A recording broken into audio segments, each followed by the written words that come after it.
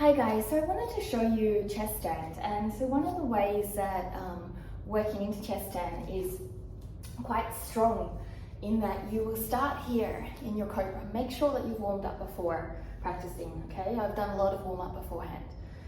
And you will have your hands slightly forward and you will roll into it. Now, one of the things you need to understand with rolling into it is what you do with your hands. They will need to come back as you roll into it. And your core, instead of sinking, needs to be quite strong. The stronger your core is here, the easier it will be. Now I'm going to show you this move that requires quite a lot of strength, and I'm going to show you some variations of how to develop strength if you have chin stand, chest stand in your practice. So here I go. Remember, your hands are not too far back, otherwise you're going to have a little bit of a clunk down to the floor. I've done that plenty of times.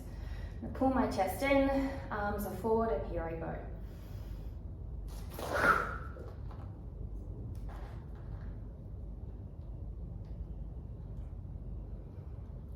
To come down, I engage my core, and I'm pushing down through my hands, engaging my glutes and hamstrings to come down.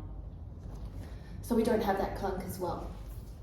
So, that's quite a strong move. I've done a few of those this morning. I can definitely feel it. How would we break that down? And this is a wonderful teaching that I learned from Mika Walters, is using a block really help you to build that strength. So a lot of people jump into chest stand, and it's fantastic that you might have the flexibility, but if you don't have the mobility and strength attached to it, injuries will occur. So 2 blocks here, and you're going to place your lower ribs onto the blocks. Okay, so it's a little bit awkward. And you're going to grab those lower blocks behind so that they don't slide out from under you. They will move a little bit. And you're going to put your chin down to the floor, and you're going to bring your bottom up. And from here, making sure you've supported yourself holding the blocks. You're rolling your shoulders down, as you can see. Okay, and my chin is on the ground. From here, you're going to lift your legs up, and you're going to lift one leg up. Okay, from this extended arabesque, you're going to lift the other leg up with strength. So make sure you have the block supporting you. Inhale here, exhale. Inhale and lift up. And then you're going to pull your hips up and over. And bring your legs either straight over or bend. And you reverse the movement. So slow and controlled. Bring the knee down.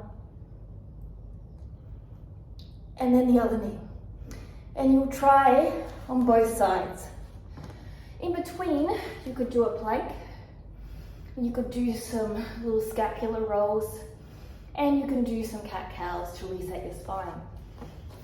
Now, if that's possible on both sides, the next level would be a little bit more strength-orientated and enticing, but be mindful to develop the strength here first and endurance to do a couple of sets.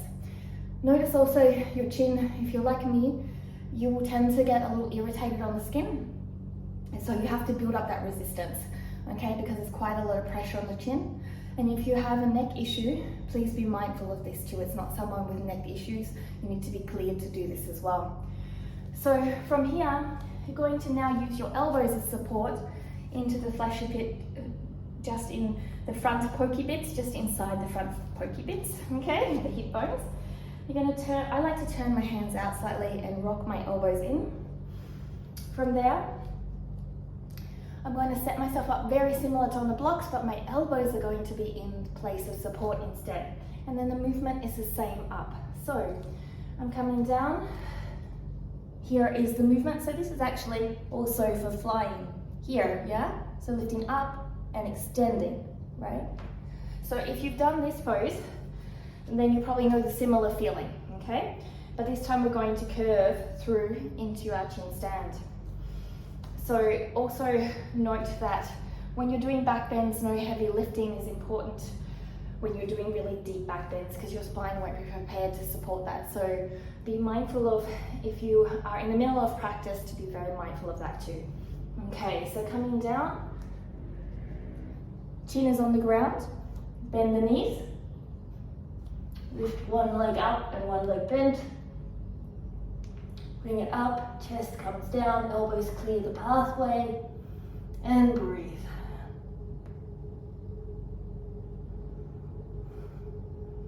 Slowly returning, knees, whichever you prefer, comes down and up. I move the knees in place because sometimes you can feel like your hip joints may be sensitive, and I like to feel in place to confirm that my hips are comfortable to come down with that type of pressure. And because our bodies are different left and right side, so if you experience sciatica and things like that, you need to make sure your glutes are working on that side if you're going to put all that pressure down on your body. So these are a few ways to get into your chin stand and chest stand to build strength through the spine, to build up to the rolling that I showed you. I hope you enjoy. Be gentle with your practice. Remember, I've been practicing for 9 years, so it does take some time. But in time, you get to grow and you get to learn how to do things. And with time, you get to develop the strengths. Don't expect yourself to start off and automatically do it. Enjoy the journey of becoming.